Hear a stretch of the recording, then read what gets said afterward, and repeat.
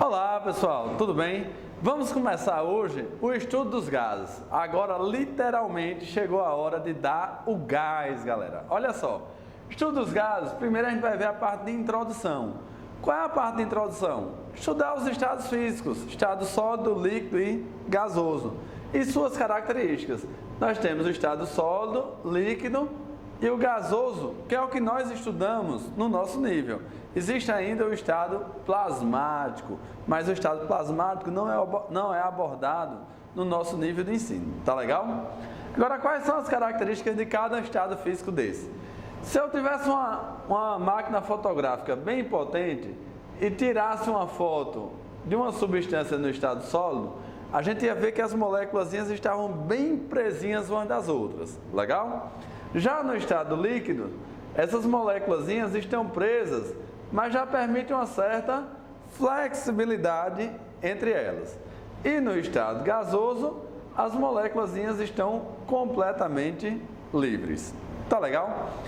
Essa fase de agregação, esse estado de agregação da matéria aí, dá uma característica em relação à forma e ao volume de cada uma dessas substâncias. Então eu tenho aqui, ó, em relação à forma e em relação ao volume de cada um desses estados físicos.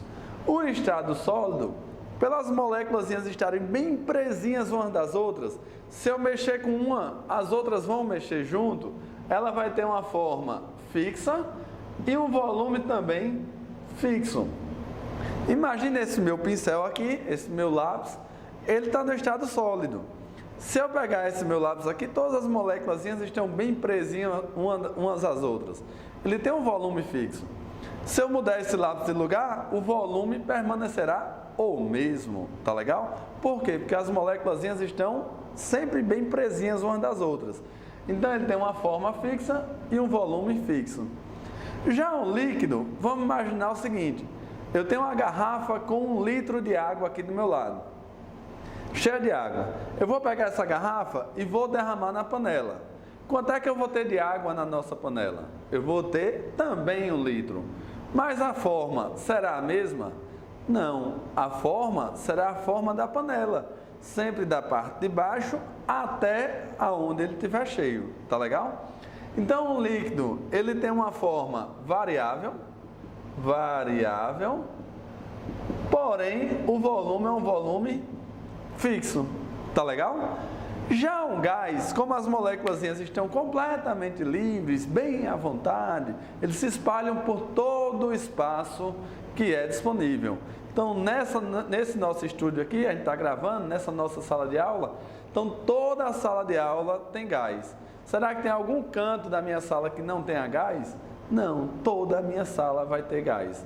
Aonde você está assistindo a sua aula aí, o seu vídeo, na sua sala, no seu computador, no seu quarto, em todos os cantos de onde você está estudando, vai ter gás, tá legal? Se você for para o cantinho da parede, vai ter gás, todo canto vai ter gás.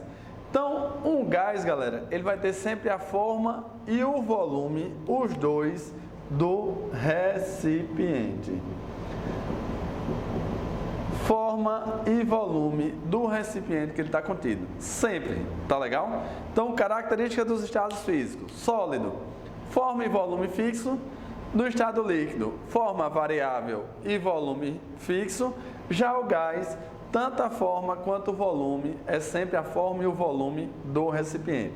Então, ó, o que a gente está interessado, o que a gente vai investigar agora, são os gases. Então, o que é que a gente tem que saber? Que a forma e o volume é sempre o do recipiente. Galera, gases, ele é bem complexo. Se formos estudar os gases reais, como na realidade eles são, tá legal? No entanto, os gases que a gente vai estudar são os gases ideais. E quais são as condições para que um gás seja ideal? Olha só. Primeiro a gente vai fazer o seguinte: a gente vai considerar que essas moléculas gasosas, elas têm uma massa. Eu vou falar esses postulados para a gente entender o que são os gases ideais. Então essas moléculas aqui têm uma massa. No entanto, essa massa é desprezível. Tá legal? Então o primeiro postulado gases têm massa, mas a massa de cada moléculazinha é desprezível. Joia? Segundo postulado é o seguinte: quando duas moléculazinhas de gases se chocam, a energia existente dessas duas moléculas ela é conservada. Então são choques elásticos, a energia não desaparece. Tudo bem? Quando a moléculazinha de gás bate com a parede do recipiente, esse choque é perfeitamente elástico. O que quer dizer um choque perfeitamente elástico? Ela vem com energia, bate e volta. Tranquilo? Então, olha, quantos postulados a gente já viu? Tem massa, o choque entre as moléculas é elástico, não perde energia. O choque com a parede do recipiente é perfeitamente elástico. Joia? Outra propriedade é o seguinte: a gente vai considerar que essas moléculazinhas estão bem distantes umas das outras. Por ter essa distância grande, não vai haver as forças intermoleculares, que é aquele dipolo-dipolo, dipolo induzido, dipolo induzido, ligações de hidrogênio, tá legal? As moléculas estão bastante afastadas. Uma outra propriedadezinha que nós temos aqui dos gases é que eles se propagam em linha reta. Então, quando eles se chocarem, é que eles vão desviar. Tudo bem? Então, os gases que a gente vai estudar são os gases ideais. E na prática, como é que a gente faz para aproximar um gás real de um gás ideal? A gente diminui bastante a pressão. Por que diminuir bastante a pressão? Porque aí vai dar espaço entre as moléculas. Para o gás ser real, não tem que ter uma grande distância entre as moléculas. Então, diminui a pressão e aumenta a temperatura. Por que a gente aumenta a temperatura? O que é que a temperatura mede? O grau de agitação das moléculas. Então, quando a gente aumenta a temperatura, as moléculas vão passar mais rápidas umas pelas outras. Quando passam mais rápido, é mais difícil de ter a atração intermolecular. Tá legal? Então, o gás real se aproxima de um ideal a baixas pressões e altas temperaturas. Legal isso aí? Vou apagar o quadro para a gente falar das variáveis de estado. Então, galera, a gente vai ver agora as variáveis de estado de um gás. E o que são variáveis de estado de um gás? Variáveis de estado são todas as variáveis que podem mudar o comportamento de um gás. Tá legal? Então, quais são elas? A primeira variável de estado que a gente vai estudar é o volume. Nos gases, galera, a gente já falou ainda agorinha que o volume de um gás é sempre o volume do recipiente. Tá legal? Então, o recipiente que o gás estiver dentro vai ser o volume de um gás. Tudo bem? Se eu tiver uma garrafa de 2 litros cheia de gás, o volume dele, 2 litros. Se eu abrir essa garrafa na sala, ele vai se espalhar por toda a sala e o volume passará a ser o volume da sala. Tá legal? Qual é o problema que nós temos aqui com o volume? O problema que nós temos é que muitas vezes iremos trabalhar com 2, 3, até 4 volumes.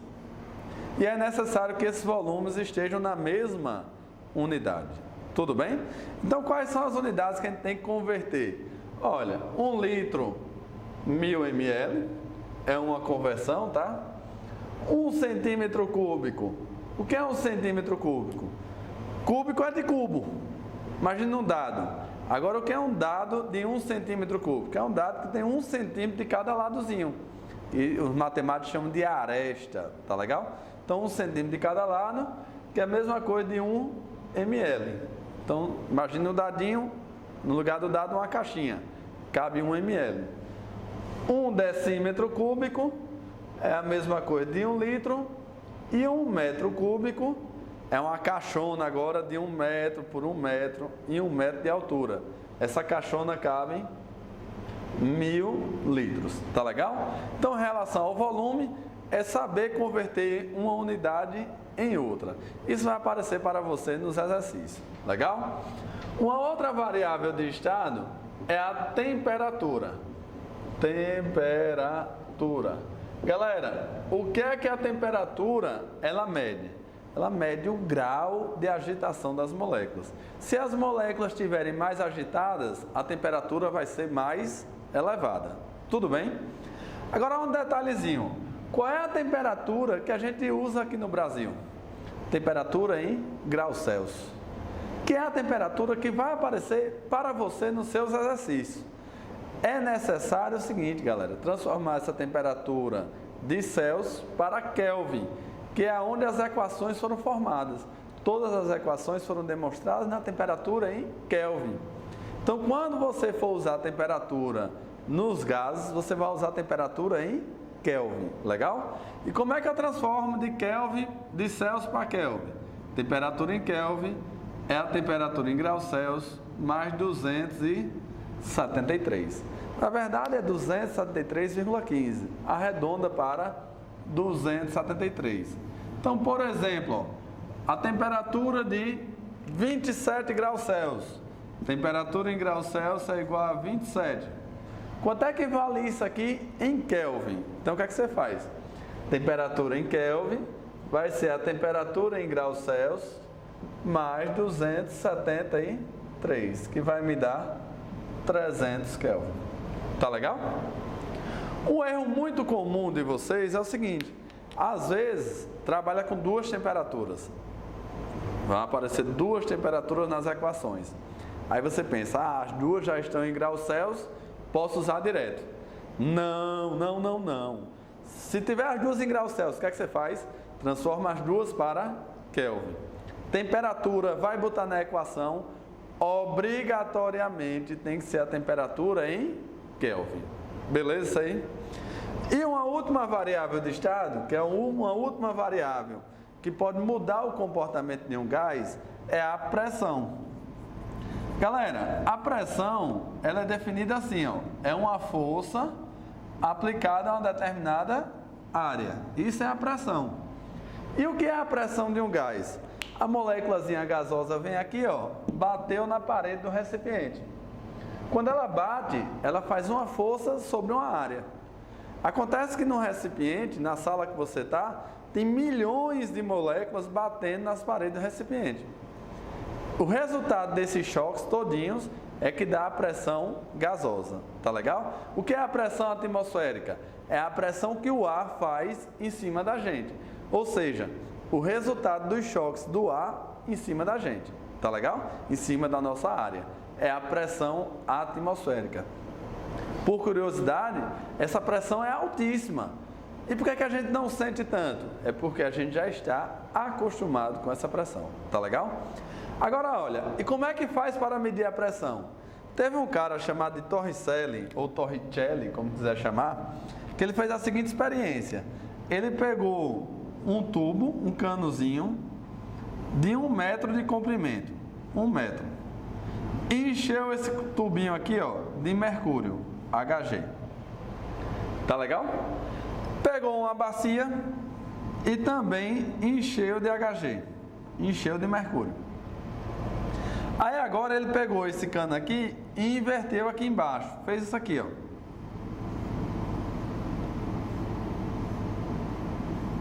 Inverteu. E quando ele inverteu, ele via que tinha uma parte que descia e tinha outra parte que ficava vazio. Esse pedacinho aqui, ó, ficava vazio.